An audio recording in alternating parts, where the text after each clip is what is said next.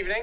Welcome to the Oxford Martin School, and welcome to the sixth in our series this term on inequality. Tonight we're going to hear from Professor Michael Keith.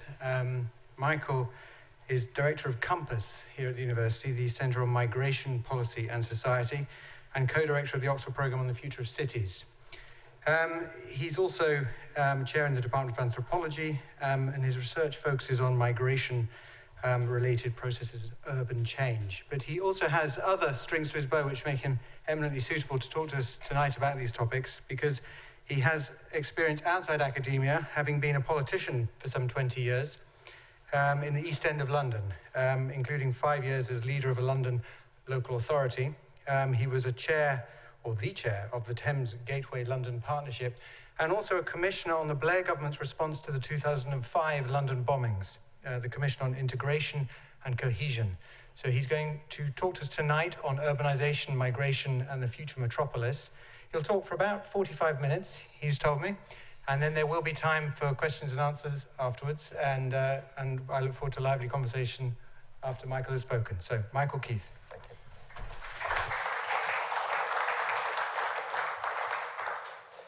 Thank you very much for the invitation. It's a great pleasure to be here. I'm speaking partly as someone who was attached to the James Martin School for a while on a programme that we described as the Oxford Future of Cities programme, which looked at various challenges concerning cities.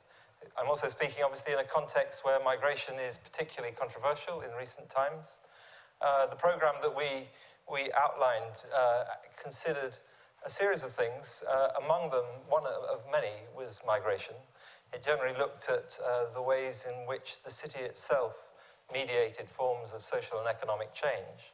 So I suppose that the point of the talk today is twofold. I want to try and convince you of two things in the time I have available.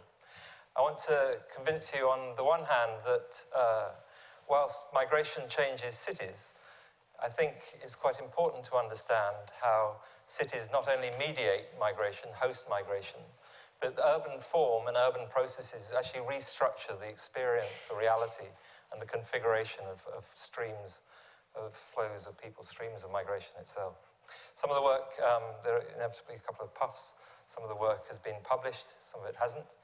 The context in which we speak is one in which clearly migration has become globally particularly controversial. It's estimated there are of the order of about 230 million international migrants. What that means, we might want to kind of interrogate slightly at any one moment. That might be people who have moved 50 years ago, who are still in the country they moved. It may be some people who've moved many times. It may be people who've moved very recently. The temporality, the history of migration is particularly important when we think about how cities change. And in a series on inequalities, it's very straightforwardly easy to demonstrate how flows of migration are gendered. They're also patterned by forms of inequality. Very crude measures of inequality will highlight figures like the ones you see on the overhead there, that in the 2016 Eurostats statistics that will give you figures for how much higher unemployment is, how much higher overcrowding is, a litany of socioeconomic indicators. So in one sense, we can see that migrants in the aggregate quite often don't do nearly as well as others, or so it appears. But the point that I also want to try and convince you of today is that if instead of seeing like a scholar, we try and see like a city, then we might actually begin to understand these processes in slightly less in this kind of flat, very much present-day oriented way of understanding the stats and the data, and try and think slightly more about the processes through which lives are changed over slightly longer periods of time. And I'm going to be talking a little bit about London and something about China, but the context in which I'm interested in developing in my work is more global. It's one in which there is a lot of hype about the scale of migration, the age of migration, and a lot of hype about cities, the most nauseously cliched repetition of a figure that the globe has now become urban, as more than 50% of the population of the world lives in cities, is something that's become almost the staple of a lot of everyday newspaper stories. And the claims of some people, Doug Saunders, who actually is a Canadian journalist, wrote quite a good book about arrival cities, where he made the claim that you see on the overhead that what will be remembered about the 21st century is the fact that we will end the century as a wholly urban species, and that the great change is the movement to the cities. A lot of the change in cities is actually driven not by migration, actually, but by natural increase. But putting that to one side, the flows of people are quite extraordinary in many ways. If you look at contemporary China, the floating population of China is significant, certainly of the order of 200 million plus, but also there's an expectation that, in the kind of McKinsey language at least, there was a claim that about 1 billion people will live in cities in China by 2030, but also that about 350 million will move to the cities between now and 2025. And if you look at the numbers of cities, if you think about the 225 cities in China with more than 1 million people in, that scale of urbanization, not quite matched by India, but again, where the figures that you can see on the PowerPoint are not insignificant by any means. What does that mean? Well, the drivers of migration are not uniquely economic, but they are principally so. We, at any one time, need to bear in mind the movement of people who are forced, the movement of people that link to families, the movement of people that is triggered by things like education. So it is not entirely and solely an economic process. But it is significantly an economic driver historically that underlies some of the more significant movements of people over the decades. And very straightforwardly, we know that migration brings significant economic benefits, but it also brings costs. One of the points I want to try to make is that one of the ways in which the city reconfigures our understanding of migration, but also configures the consequences of migration, is that those costs and the benefits, the externalities of migration, the unintended consequences, are not realized uniformly or evenly in time, historically, or in space, geographically.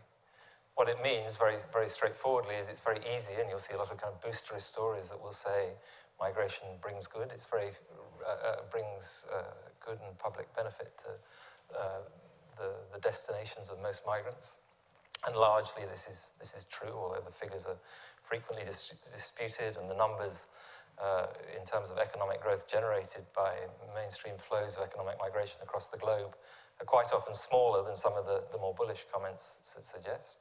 But I think most studies would suggest they are real. And it's easy to say stats like 40% of the Fortune 500 companies are started by migrants. There is a kind of tradition of thinking about innovation and enterprise arriving with the people who move. But it's also the case that there is a very real sense of challenge produced by migration that we've seen in Brexit, we've seen in the debates in the States, and we see in the cities on a regular basis. We see across the globe, in fact. So just very quickly, if you look at just some of the slides, the one on the lower left-hand side, it comes from a campaign in Shanghai in Hong Kong a few years ago, when those people using the welfare facilities, particularly to women giving birth using the Hong Kong health service rather than the China mainland, were described in a campaign run by Hong Kong residents as locusts.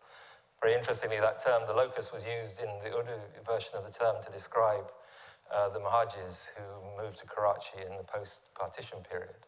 The locusts arriving in the city is a kind of a leitmotif that runs through certain kinds of discourse. The top right-hand slide is actually part of the Thackeray family campaigns in Mumbai, which basically tried to suggest that Bihari migrants were bringing poverty and squalor to the city rather than affluence. And the Thackeray movement effectively kind of created a populist politics. So it's not only in places like the United Kingdom that we see certain forms of populism, the sorts of things that we've witnessed over recent months closer to home and across the Atlantic. But the point I want to make is not to trivialize any of that, but to contextualize it somewhat. I mean, to qualify or describe those forms of reaction as purely irrational or purely immoral. Not that they aren't at times both irrational and immoral, I don't think is enough. We need to understand some of the dynamics at the heart of those processes of rapid social change.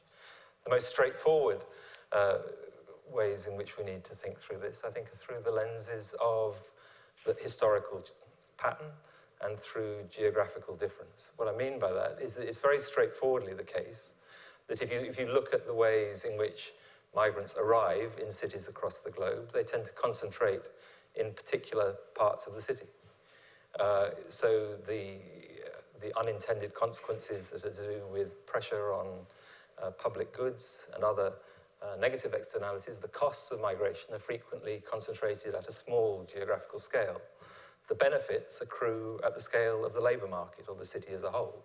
So there is an immediate potential disjuncture between where the costs are realised and the benefits accrue in terms of the economic machine that is any urban form.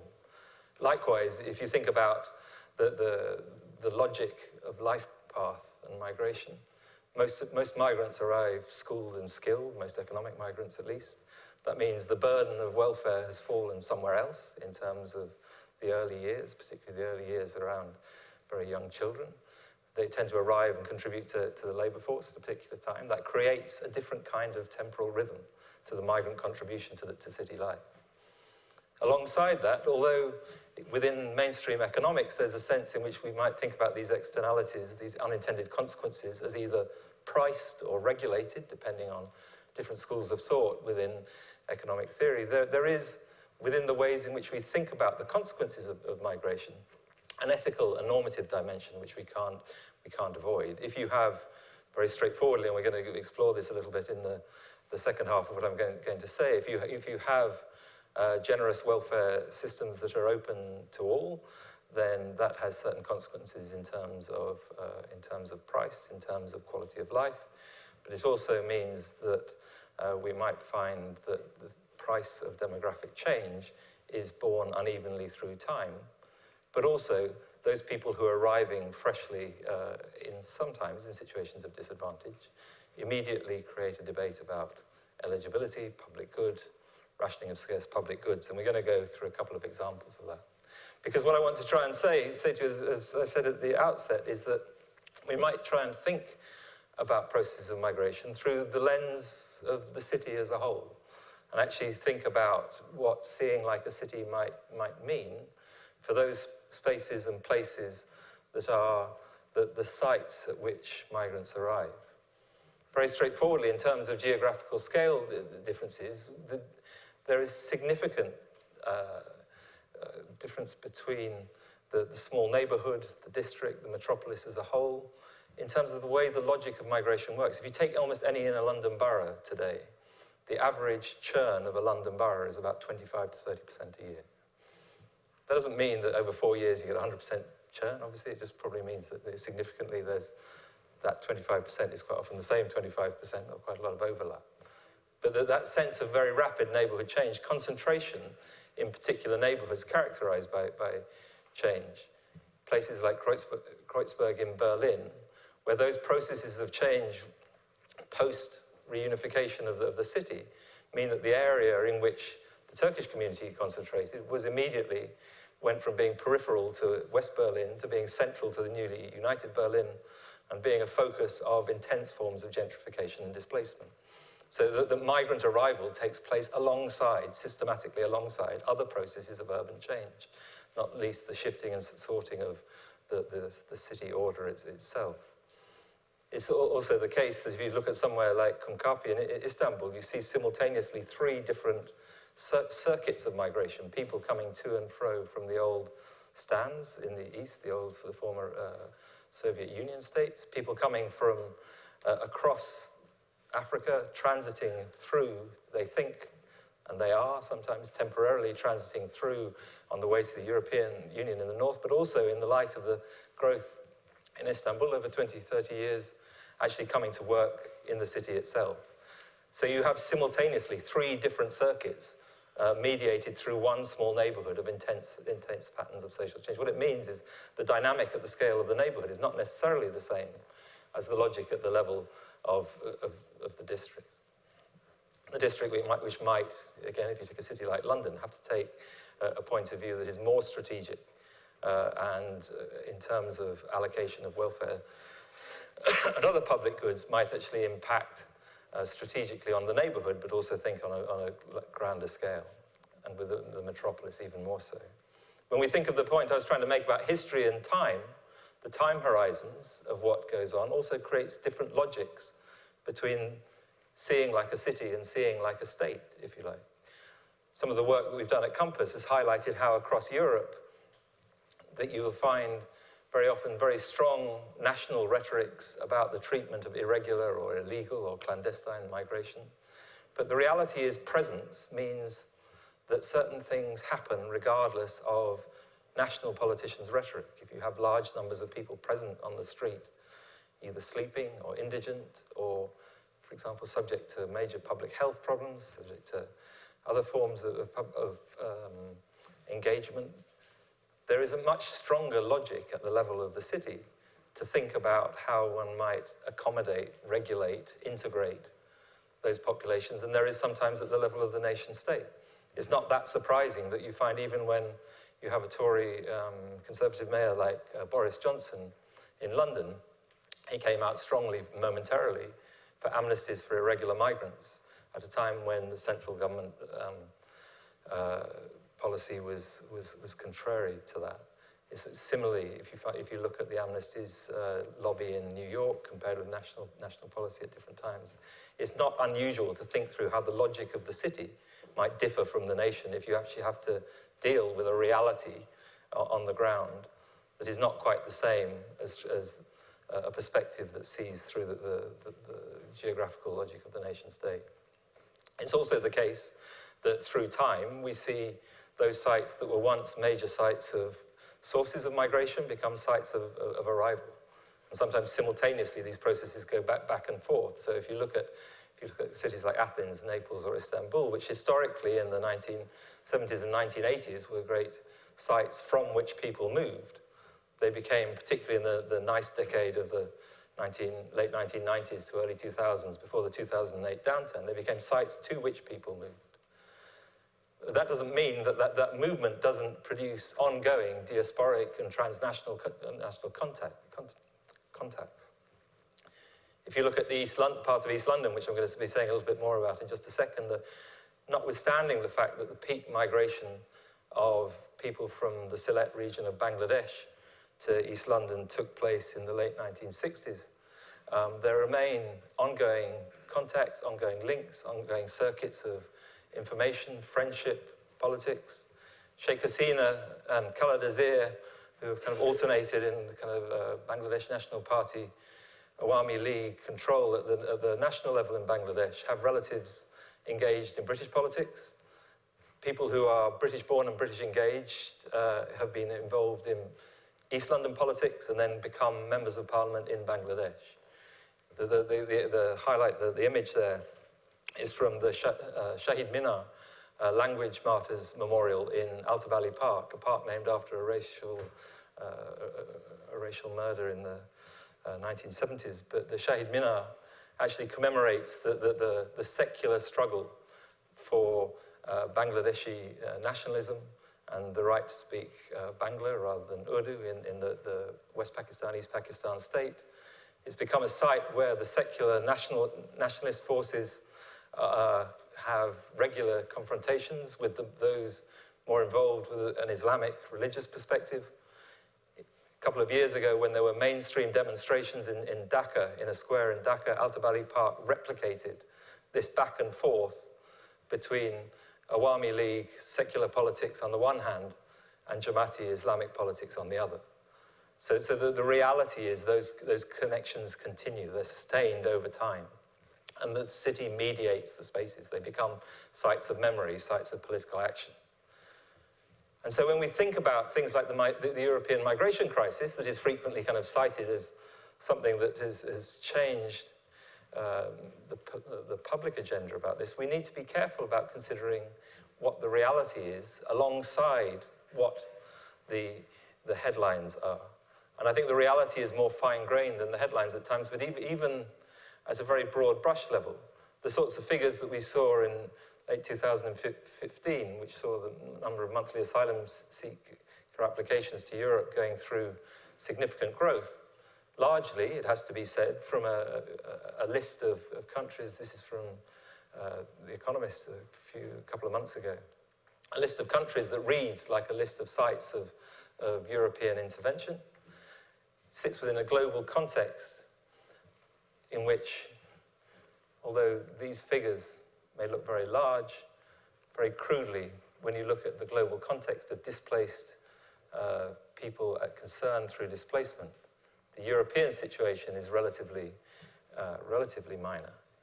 But the sources that are publicized, the two routes that you can see, both from the east through mainland Turkey and across the Mediterranean, the two main sources. I'll skip this table because I think it's too small for the audience here. They sit against figures where the demographics of much of Europe are such whereby declining populations have declined at times in some countries faster than migrants have arrived, not so in the United Kingdom, but also where some of the flows that have high profile are not always the ones that you might expect. If you look at the movement to Germany and to the cities in Germany and the publicity, I recently shared platforms with two mayors from Germany who described the public pressure around the refugee crisis of a couple of summers ago. But the numbers, which are dramatic and are real in Germany, so we're not trying to trivialize those in any way, they sit alongside another movement that is much less readily talked about, and less frequently talked about.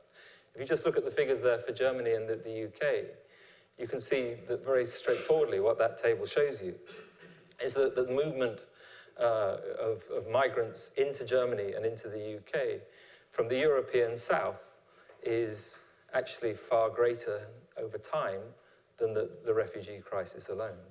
Net migration to Germany has been running at the order of the high 200, low 300,000s a year, significantly higher than the United Kingdom, it has to be said. But what that represents is a significant movement from the European South to the cities of the European North that frequently doesn't attract the press attention that you see in many of the discussions of migration in the public domain. So when you look at actually post the downturns in the United Kingdom, one of the largest and most rapidly growing populations in London in particular, but in the UK as a whole, is the movement of Latin Americans. But largely, these may be Latin Americans who have been moved from Latin America, frequently Colombia, Ecuador, to Spain, worked in Spain at the pre-downturn, and are now moving from Spain to London. Frequently, you even see those people who've moved twice. The largest flow of movements into London from Bangladesh now is not from Sylhet, it's not from Bangladesh, it's actually from Italy. So if you go to the end of my street where I live in East London, it's very common to find, maybe counterintuitively, Bangladeshi families speaking Italian. In fact, someone I know, anecdotally, one of the ways in which these things play out, most of the Thai restaurants in London, most of the Thai restaurants nationally actually are run by Sylhetis. Next time you go to a Thai restaurant, ask who's running it. And you may find it's actually someone who's Sylheti rather than who's Thai. But it's also the case that the Indian food industry is going through a big downturn nationally because it's not always too healthy. So people are moving out of the Indian restaurants. A couple of people I know in East London, what are they doing? They're setting up pasta restaurants because that's healthy, but where are they going to get their pizza chefs from? Milan, but they're Bangladeshi Milan, right? So the reality is that these patterns of change are sometimes more complicated at the lower levels of detail than we might expect. But it's also the case that those people moving in to London or to other cities in Northern Europe frequently can't be captured by simple forms of data. A lot of the people who are Brazilian in London are moving to London with Italian or French passports, partly because it's easier to claim patrilineal passport rights in Brazil. It's also the case that if you look in northwest London, there's a small Mapuri community that's been growing, which was an irregular migration to Spain that naturalized and got Spanish passports. So you look at passport identity and the identity statistics, and they don't tell you everything that you might expect. So the point I'm trying to make, very straightforwardly, is when we try and think through the lens of seeing like a city, we might actually begin to consider both the longer term as well as the short term when we're trying to measure inequality. So those crude measures that we began the lecture with of statistics of inequality, they kind of, at one level, they strike me as meaning something. At another level, in some ways, they mean very little, because what they don't tell you is if they are flat measures of the present day, they are what academics might call synchronic. They're snapshots. They're presentist, as it were. They don't tell you how those levels of achievement, lack of trajectories have moved over time or not. Frequently, when you look at parts of the city geographically, one of the things that is very common is you look at parts of London, parts of Birmingham, parts of Manchester, and you identify census tracts, and you'll find deprivation scores very high in the 1950s, 60s, 70s, 80s, 90s, and people will say nothing's changed, ignoring the fact that very frequently what you've had is that those high levels of churn, where almost by definition there's a self-selecting, shifting and sorting within the urban form of those that achieve and move on. What that means, I guess, is, and I just want to kind of try and move forward in the second half of what I've got to say today, is that we might want to think about how some of those urban processes either accommodate and integrate migration or exclude and sequester migrants through particular urban forms. But also, more straightforwardly, that I suppose part of the second half of the talk rests on a message that frequently there aren't straightforward solutions as such, but there are frequently trade-offs that are moral and ethical, that relate back to that challenge of how we think about the externalities, the unintended consequences of migrant flows. What it means is that, very straightforwardly, we need to think about cities as what most people would describe as open systems rather than closed systems.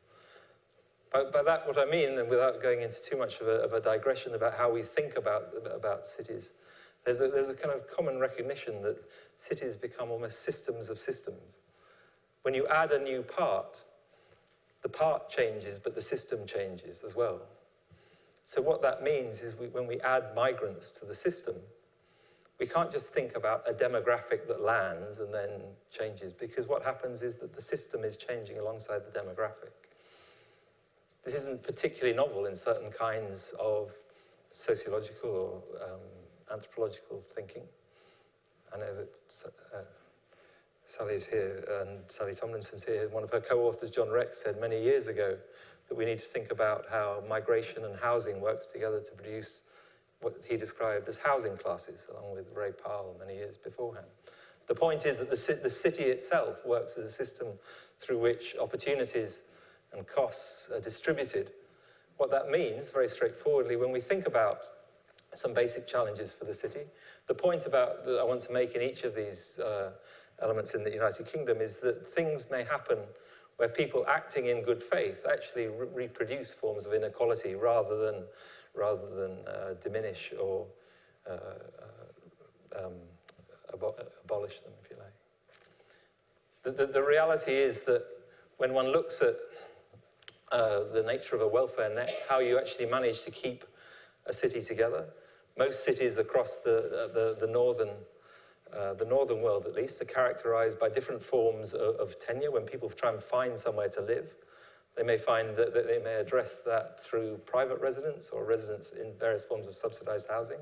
In the United Kingdom, what that meant for many years in the post-war era was that there was a recognized need to address the demands of housing through the building up council housing stock, something that has been increasingly diminished since the 1980s, but you can see a challenge in cities like London now, where the housing crisis is at the top of the agenda.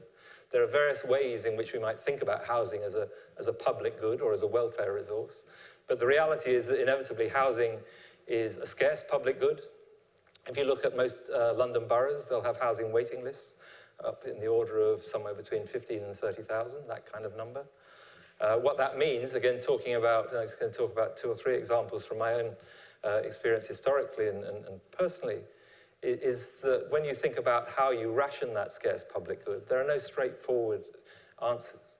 So one might think about a calculus of need, that you allocate scarce public goods through prioritizing need. Those people that need most get first to the public good. Or you might think of the metaphor of the queue, that people wait in the queue for that public good. If you are stuck with a family with 5 or 6 children living on the street, as a local authority, you have a statutory obligation to find a housing option for them within the United Kingdom. But in the East End of London, what that turned into was a major debate about basically who should get access to housing first. At one time when I was actually running the local authority, a book came out, which included, published by someone who's actually a great figure, Michael Young, who's already, I think he got his name on the book, but he died before the book came out, significantly before the book came out. But where part of the argument was that by allowing access too easily to migrants to the East End of London, allowing access to housing too easily to migrants to the East End of London, then people who were there before, largely white at the term, which is quite problematic in East London, because you ask what white means in East London, and then you find out that people have got Irish background, they've got Jewish background, they've got French background, they're all sorts. Whiteness is a very crumbly category when you look at it in more detail. But the white East End, in the argument of this particular volume, were disadvantaged by well-meaning liberal elites, amongst whom I guess I was one, who had allowed access to the Bangladeshis too easily to this scarce public housing stock. Now, in fact, what happened in the 1980s and 1990s was that the white dominant political machine in that part of London created a housing policy, which was known as a sons and daughters policy, that actually tried to privilege giving access to people who were sons and daughters of those people born in the East End of London. It was actually deemed illegal at the time by the Commission for Racial Equality. Oddly enough, since my mum and my granddad were both born in the East End, I could have probably got more easy access to public housing at that time than other folk. What one finds, though, is that becomes highly controversial, is banished in the late 1980s, early 1990s. By the late 1990s, a housing allocation policy that gives access on the basis of need rather than the queue inevitably benefits those people who are poorest. Those are frequently the migrants. They get access to housing. Some of the estates become significantly dominated by large numbers of Bangladeshi families. Interestingly, within 5-6 years of that, by the early 2000s, there's a demand, and a recognized demand by the tail end of the Gordon Brown government, beginnings of the next government, for a housing policy that recognized community needs, which privileged those people who were born in particular parts of London, and who were one of the groups that campaigned most for it, surprisingly enough, was the Bangladeshis, of course. 20 years on, things change a lot. People change in their position. Paradoxically, those things... the point I would make is that straightforwardly, there's no straightforward way of distinguishing different forms of normative, moral, ethical judgments about scarce public goods. We might think about the queue, and there's a rationale to that. We might think about allocation according to social need. But the reality is these things are difficult.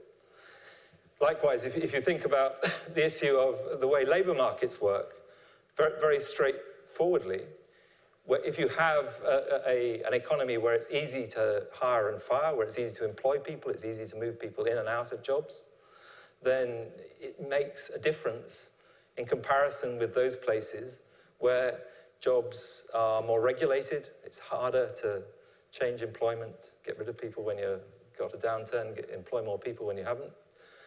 And so if you look at the case where the mass migration from East Europe, particularly Poland, but also Latvia, Lithuania, which significantly changed parts of London.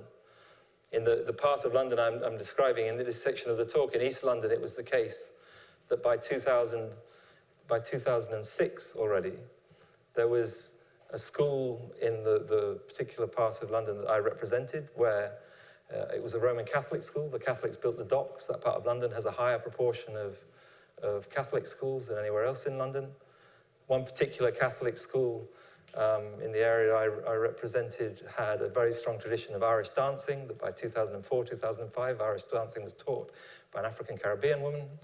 And the population by 2007 of the schools was approximately, because a lot of Latin Americans Catholic, a lot of the East Europeans Catholic, population of the school was half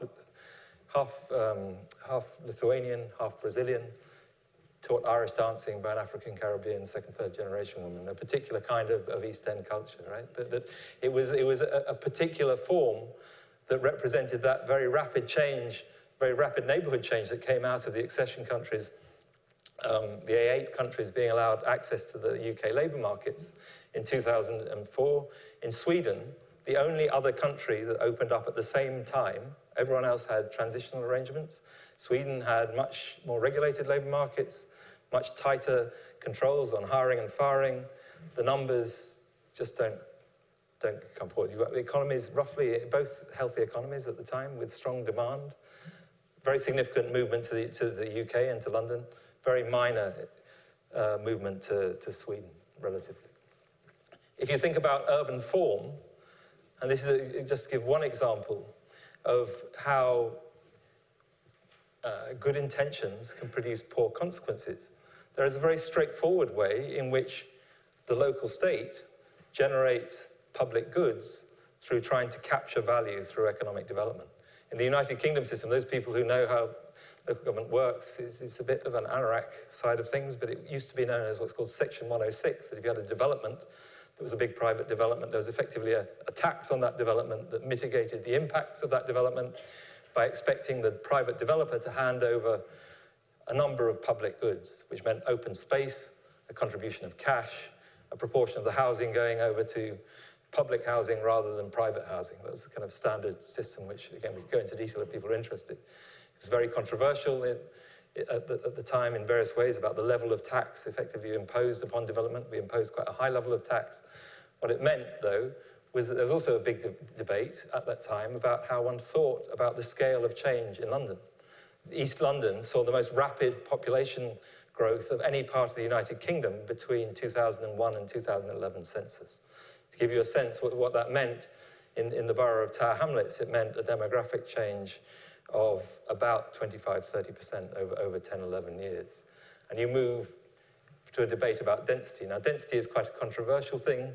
That sometimes people think that low density always looks like this, standard street pattern, and that high density always looks like that.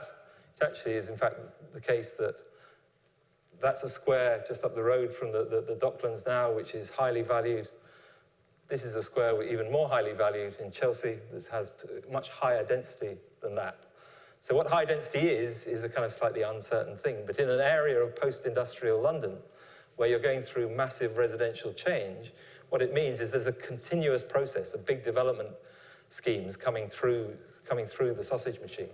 I just want to give you one example. So you might take this case that I was saying to you, that you actually allocate 25% of your tax to public goods, to public housing in your 4 blocks. Obviously, the higher you are, the more public housing you get, so there's an unintended incentive to build more, higher, denser in a way, straightforwardly, because you get more public goods out of it. But also, very straightforwardly, what that means is that you might want to think about the social pattern that you're going to generate. Do you have a separation between the public goods, the new housing, and the private goods, the new estates, the gated communities sometimes? Do you try and pepper pot the development, try and integrate it more? In this case, this particular development in Virginia Key, I think it's one of the worst cases of what I described, and I can say this with the responsibility that I was actually the leader of the local authority at the time. I lost a number of arguments around it that went roughly along the following lines. There was an argument that what you needed was the developer, Barrett's, who should be named, because if you look at this, it's really horrible, actually. You could go there and have a look. It's terrible. So they should be ashamed of what they did. If you look at the development, it creates social housing entirely separated from the private housing. It's far too low. I personally argued for it to be much denser and higher, and lost that particular argument. But also, Barrett's offered to pay an increment, a subsidy that actually increased the public goods, paid more, if it was agreed that what happened was that the public goods would be allocated off-site adjacent to, rather than integrated in, the private development, okay? So you immediately have a separation. What do you have then? Of course, because there is a significant need, a significant number of Bangladeshi families have large families, a lot of pressure within the system that tries to say what we need is to have public housing with large numbers of bedrooms in order to ease some fairly horrific overcrowding that was the case in East London. The average age at death, one of those measures of inequality on one of the estates that I represented, the average age of death in the late 1990s of Bangladeshi people living on one particular estate was 56 for men, at the time when the average age at death nationally was 71. So if you think about that discrepancy and the kind of inequalities tied to housing and health, which we could talk about, there's a logical pressure to create a number of significant sized units. You end up with this. Effectively, the point I'm trying to make is accidentally, these units are allocated to those people with large family sizes. They're allocated not in a discriminatory way, but just by the large family sizes, tended to be like most migrant demographics. Almost every single migrant demographic to the United Kingdom over the last 70 years, first generation has 4 or 5 kids, second generation has 3 kids, third generation has 1.8 standard. You're now talking about a kind of a population bulge that's significantly Bangladeshi.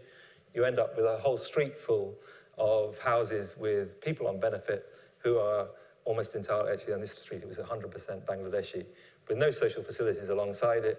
You rebuild the ghetto. Through reasoning that is well-intentioned and consequences that are, to put it mildly, unfortunate. In contrast, it is possible, as I only said that we did do some good things as well, so just to excuse myself, I like to show. This is another development where this is also integrated social and public housing together, and I think you can't tell what's the social housing and what's the private housing. It has high amenity value. So things like architecture, design, thinking about the integration of public space, public goods, private goods, the neighborhood as a whole, it is possible. But it's only possible if you think about the ways in which the city itself mediates and changes migration itself. Just as it's also the case, which I'm going to jump through this at the moment, that we have a reality in London. We have images of Calais and people sleeping in Calais and displaced there. There is a reality to an irregular population in London today that is sometimes conservatively estimated at a population of the order of another London. But London has 32 boroughs in the city corporation. The population that is irregular in London is almost certainly as large as an average borough, 200, 300,000. What that means for the city is that those folk are here. You see them here in different ways. If you read the writing on the wall, you find actually that where people come from is not always where you expect. But that means that there is a logic to thinking through how the city itself might either accommodate that new irregular population or not.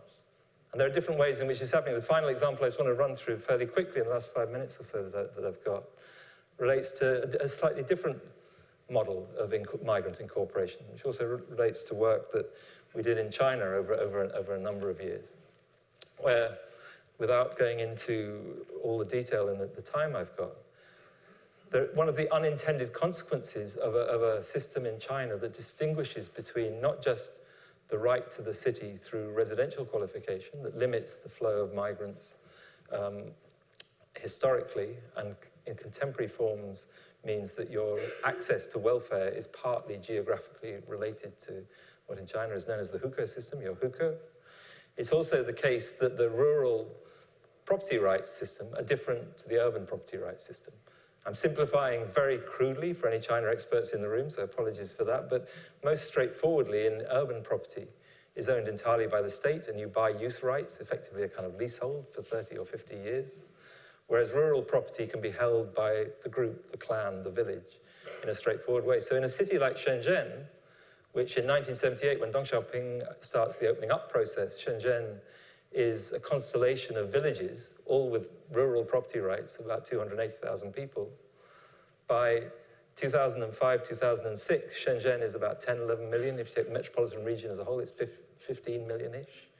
The vast majority of that population that's gone from 280,000 to 15, 16 million are by definition migrants who move there. But also they move largely to the Chongzhongsun, the villages in the city.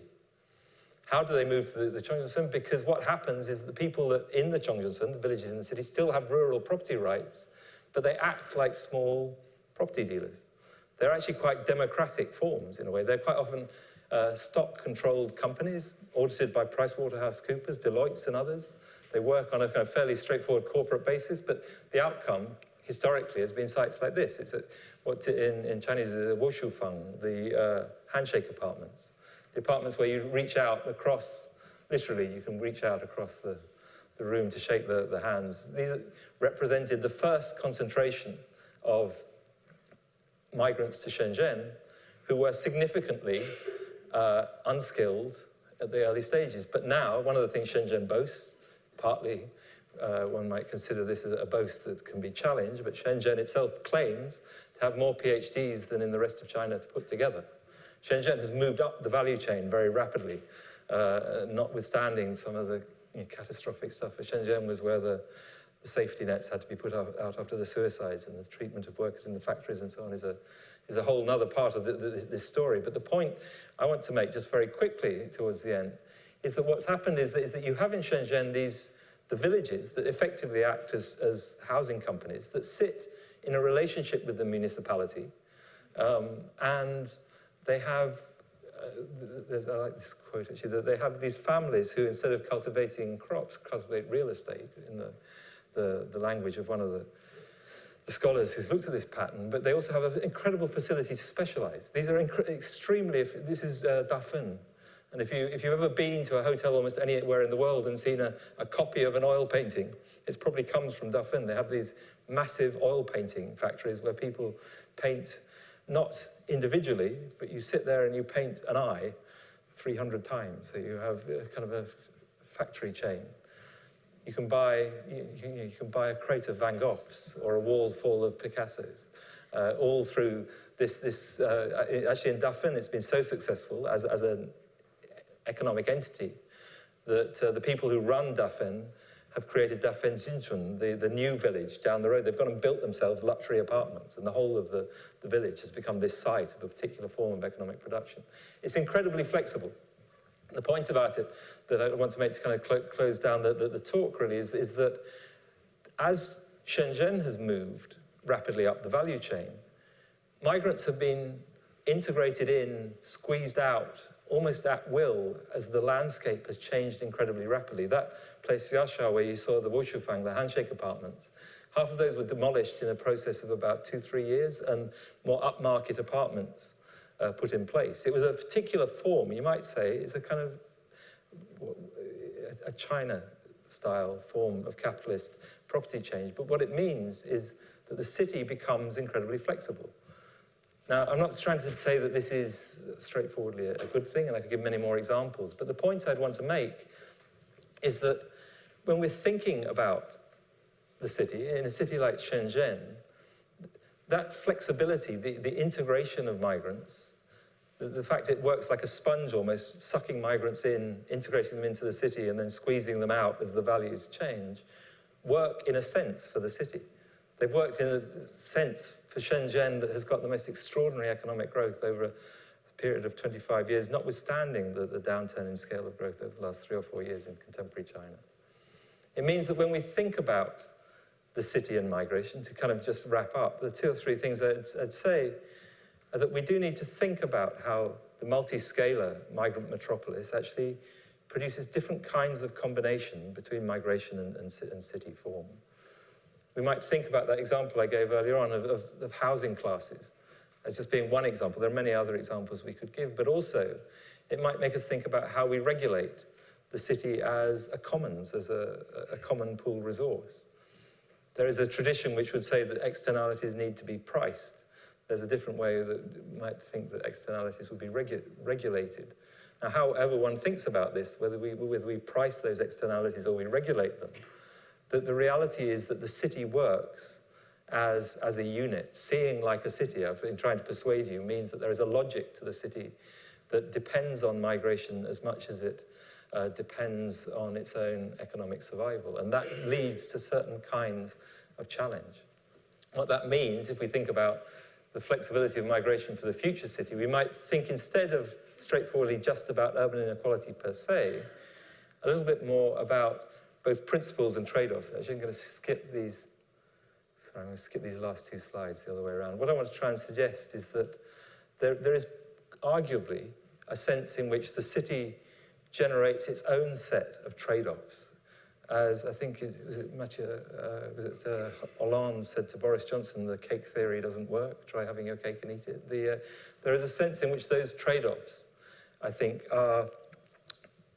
demonstrate in micro at times the sorts of things that in migration theory we've seen at much larger scales. So the flexible city, in China, I mean, in cities like Shenzhen, you can give other examples around the country, what you see is the absence of migrant rights produces a very flexible city, a very effective, by one scale, form of integration of migrants into the city, but at a price. It means that the labour market flexibilities and migrant rights almost are a trade-off, one for the other. There is a sense in which when you look at those neighbourhoods of incredibly rapid social change, that however we think about the city air may be free air, anonymity is historically valorized, welcomed in the city. We frequently hide in the city. We go to the city to be unknown. But it also means that those neighborhoods of very rapid change are not very frequently also areas of low levels of solidarity, high levels of anonymity. So there is a trade-off between, if you like, permeability and solidarity in the neighborhoods themselves. It's also the case, though, that when you think about the traditional North European or even American ways of designing, structuring, and planning the city, the attempt to regulate, when it sits very uneasily alongside the way that the Chongqing companies, corporates, restructure urban fabric and built environment with incredibly rapid speed. The trade-off there, if you like, goes alongside the process of migration. And it's also finally the case, the point I want to make is that there is a sense of incommensurability. It's impossible to produce a single register of public goods that is the correct one. The queue and the register of need that I gave in the housing example is just one of many examples by which value and worth depend on different forms of measurement that may actually not be straightforwardly commensurable one with another. It does mean, and this is the final slide though, that I think within that rubric, it is still possible to try and identify something like a set of values through which we might actually wish to think slightly more about how migrant integration might work. And this is the final puff of the night. This was after the United Kingdom Commission on Integration and Cohesion reported. One of the things that we were asked to do, which is kindly mentioned, I was a member, we were asked to identify principles for integration. And we identified 4, which I still think stand up, to be honest, that they are principles that are not solutions, but they are principles that at least can guide policy intervention in the city, which were, firstly, that there might be a sense of shared future, that there was a recognition that cities included people from diverse origins. The roots are ROOTS, through which people arrived at the city were diverse, but the future was generally shared. And so that there was one way of trying to create public debate was by a transition from a debate about the present to a focus on the city that is yet to come, the city that is emergent.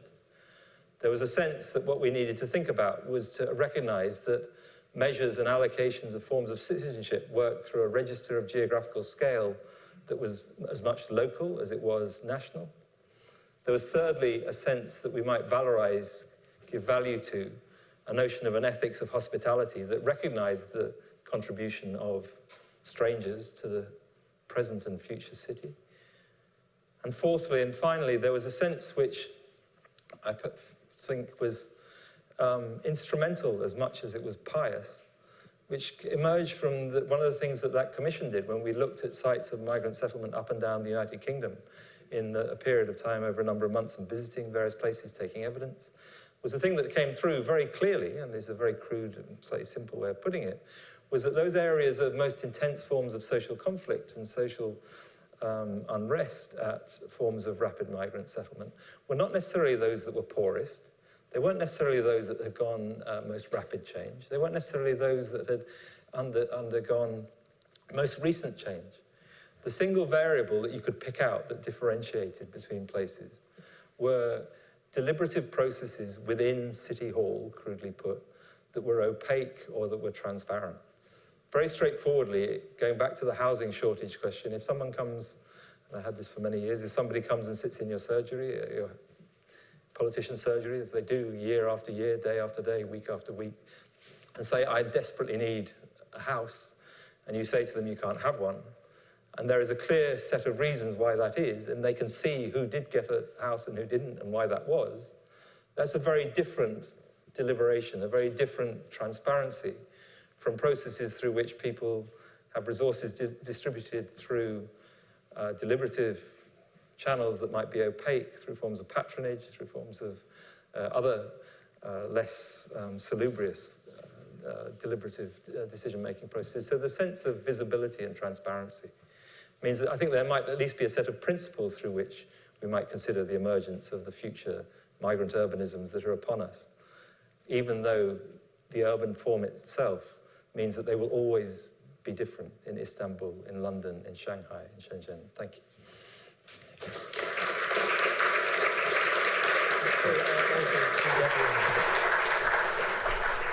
you. Thank you very much, Michael.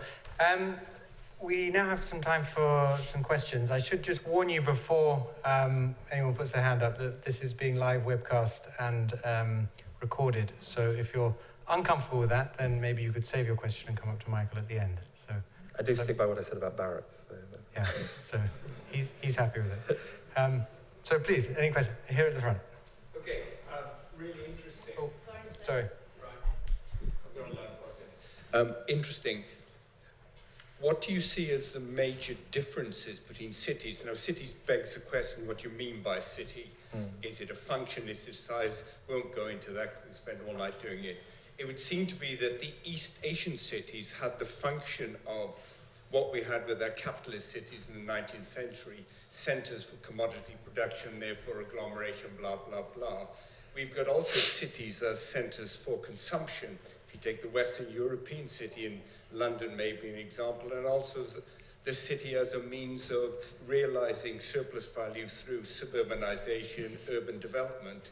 Now, I would say there are major functional political economy differences between the East Asian rapidly growing city or the West African rapidly growing city and the longer established Western European and American cities. I mean, part of the reason that sorry, one of them, is that, on one of the slides, I think I made the point that one way of thinking about this is to recognize that cities they're open systems, not closed systems. I think what that means, very straightforwardly, is that they are what in systems theory people describe as path dependent, which is sometimes a very opaque way of saying that cities are different in one place to another. So the path dependencies are structured differently, which means that if you build, most straightforwardly, if you, like West Coast of the United States, if you have a mass transit system that is taken over by large private automobile industries and bankrupted, you get a certain kind of urban form, you get a logic to the city, the DNA of the city becomes driven in a particular way, and what you can do with that city then becomes less easily managed than where you have dense, compact development that is more easily serviced by something as simple as public transport. But there are many, many more complex versions of that. So I would not, for a second, we might have an interesting conversation about what the taxonomies are between different parts of the world. What I would argue, though, is that notwithstanding the power of those different taxonomies, some of the challenges remain fundamentally the same, but realized in different ways, in different places. So in the context of the point I would make about migration is that what one is talking about is massive demographic change that distinguishes between those who have been there longer and those who have arrived sooner. I mean, in one sense, it's very, very simple, right? So that creates crucibles of competition for the future, competition for scarce resources in the present. And some of those dynamics, I think, demand an understanding that puts if you like, an analysis of the changing city alongside the changes of migration, because otherwise it doesn't work. And there are lots of lessons I think we can come into that. So I suppose I could just say, yes, I agree with you, but I think the typologies, to be honest, of East Asia and Africa are also quite complicated and complex as well. Please, here.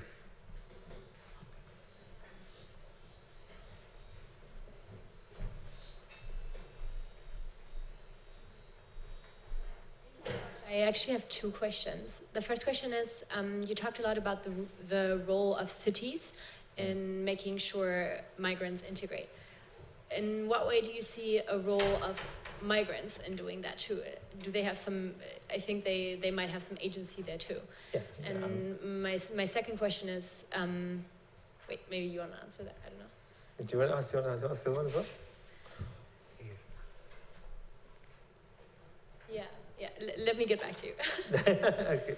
No, absolutely. What is on the page is not to diminish what's not on the page, right? So the point I was trying to make in a very gentle fashion, I guess, was that there is a logic to the mechanics of the urban form, and that structures migration in very different ways in very different places. Part and parcel of that configuration is that the changes to the machine that is the city are part determined by, significantly structured by, those combinations of material form with demographic flow, right? You cannot understand the dynamics of East London without understanding simultaneously the politics of Bangladesh and the transition generationally from people who grew up very secular to people who became increasingly religious, to some of the folks who have moved abroad on the one hand to basically fight in Syria, and other people who've become very rich within the system, and the diversity that implies. So the story of either migrant immiseration or migrant success tends to be a bit of a caricature in itself. But what is inevitably the case is that the built form doesn't exist as built form alone. It exists as a combination of culture, demography, and place, right? And that's. And I guess the second question was about seasonal migration. So I think so far you've talked a lot about permanent migration. Yeah. And I think seasonal migration can have a huge impact on the dynamics of cities as well. Yeah, and I mean, what seasonal migration means might be expanded slightly as well. That if you look at what's happened in Shenzhen, one of the things that's been quite ruthless, while there's been integration and social progress for very large numbers of people, there's been quite, the large numbers of people who came from Sichuan into Shenzhen have diminished as there's been a squeezing out of the unskilled labour and a leveraging in of the more skilled labour and an up value chain move in the housing stock as well as the economic base, right? So seasonal in that sense. I think you're absolutely right about the kind of partial, the annual seasonality, but the pace of change in some parts of the world, and not China alone, but China's quite a good example, is one example of it, creates a different kind of temporal rhythm to how we think about the life path, right? So the convention is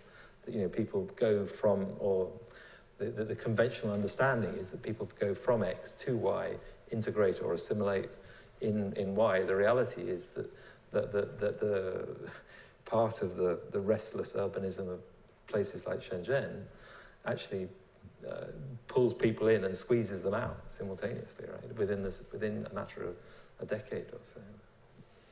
This is a question here.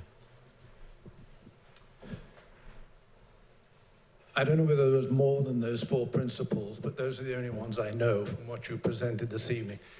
If the title was Policy Principles for the Successful City Integration of Migrants, why isn't the greater emphasis in terms of those principles on the indigenous community that has to accommodate the change? Because all of those principles are not addressed to any one demographic, they're addressed to all, right? So the point that we were trying to make was that was actually precisely the fact that this is not about migrants alone.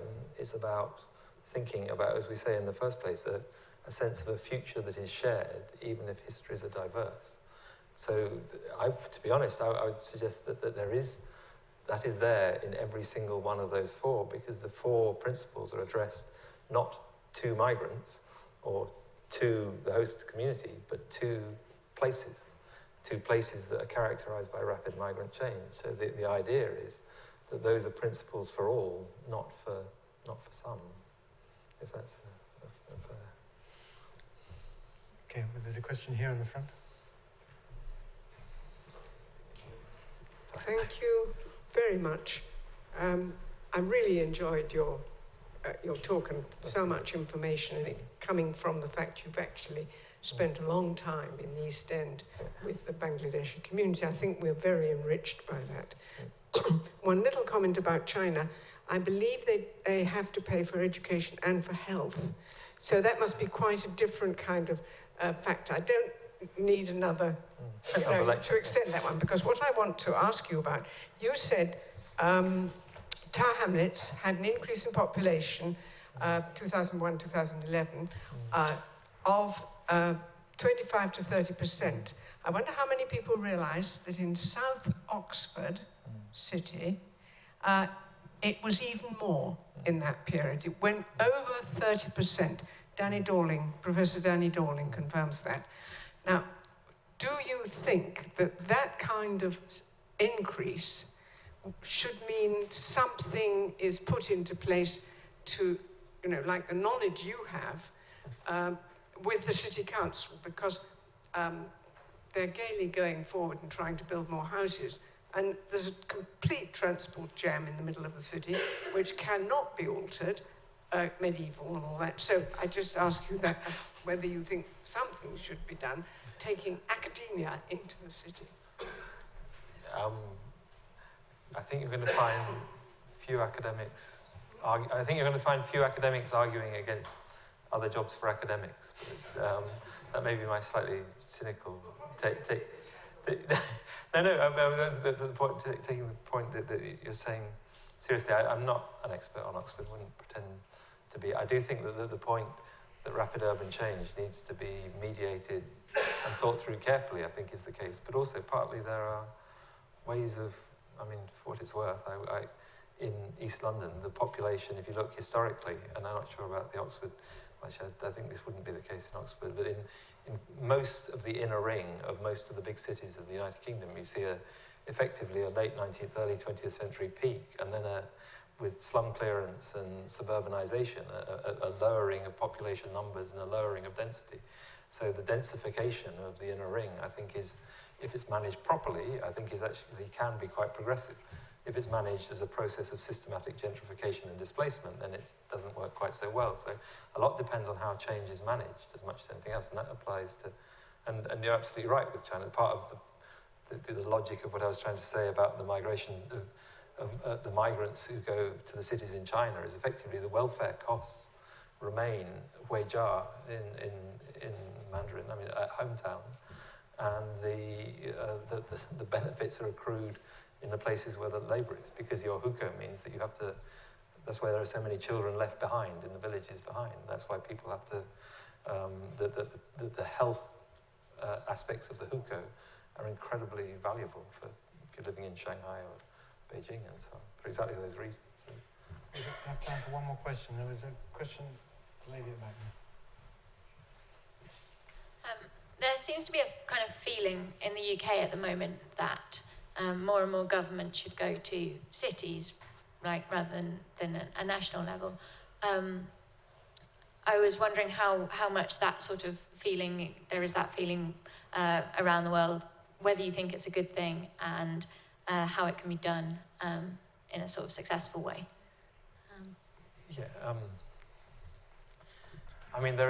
There is a cliche in some schools of thought that the nation state is too big to do the small things and too small to do the big things, and the logic of that is to devolve downwards some powers and then to devolve upwards things like membership of transnational unions like the EU, right? But we also know that has had its problems in unfortunate ways.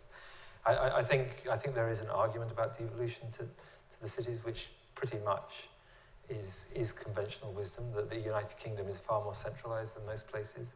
Part of the point about the path dependency argument is that what works, frankly, what works for the post-industrial spaces of Leeds or Manchester will not necessarily be the same as what works for Oxford or Brighton.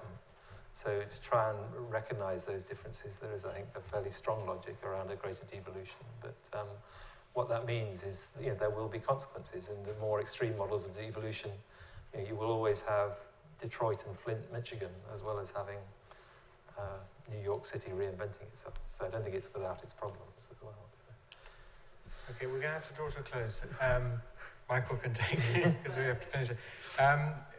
But before you go, because I know we're thinning out, I just want to draw your attention to the last two events in this lecture series. So next week at the same time, we have Dr. Mari Paskov and Dr. Elizabeth Bukhodi from the Institute of New Economic Thinking, and they will address what influences intergenerational social mobility in Europe.